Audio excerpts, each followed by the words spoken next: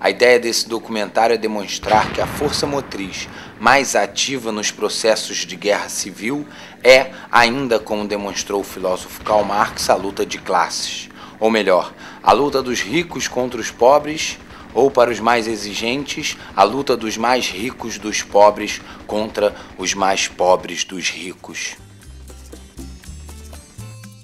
Com o fim da Guerra Fria, o governo norte-americano escolheu a figura do narcotraficante como monstro da vez. O tráfico virou o motivo para justificar os interesses geopolíticos dos Estados Unidos em outros países. Há uma indiscreta interferência dos Estados Unidos na política brasileira antidrogas. Os Estados Unidos têm incentivado a militarização do combate. Essa política tem a oposição da cúpula da Polícia Federal e de numerosos integrantes do alto oficialato das Forças Armadas Brasileiras, temerosos com uma internacionalização da Amazônia que retiraria seu controle dos países pelos quais ela se espalha.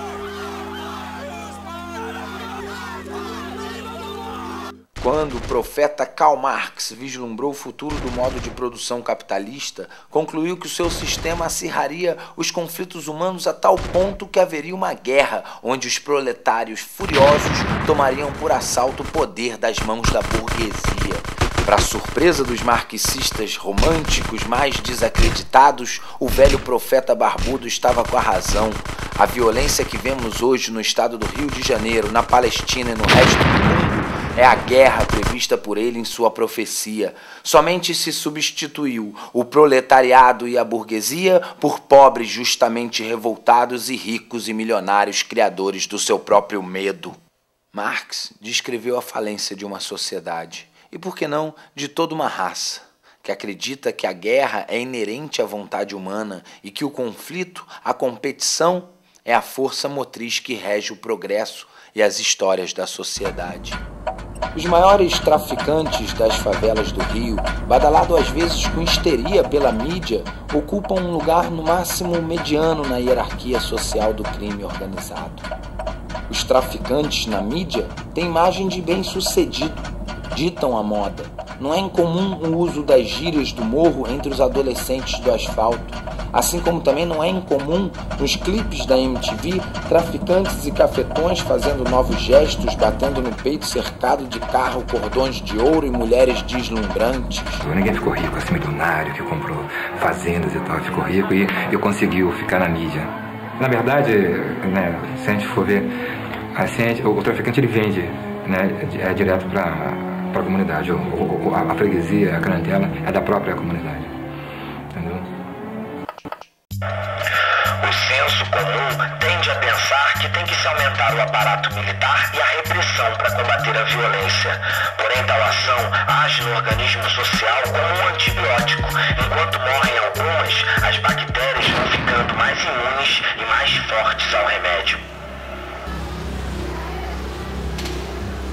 No começo botou os comandos vermelhos, né, falange vermelha, sentado do lado preso político, preso comum, né? Aí diz que o preso político mandou as informações, o preso comum se associou, se organizou, aquele negócio todo para conter a própria bagunça da cadeia.